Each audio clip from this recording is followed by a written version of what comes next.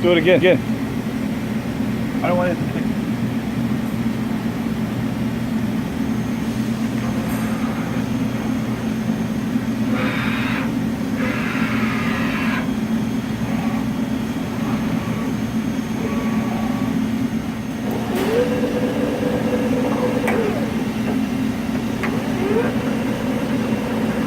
So that's gonna have to be addressed. It's sort of like that Sun and Hone down there with the batteries gone. That's been off for probably 2 years. It doesn't show an alarm, but I'm thinking there might be either some corroded connections in there, like if Harvey. Were you familiar? Were you here for Harvey? Even after that, with that humidity in here, the connections haven't been reset. That was just like a week.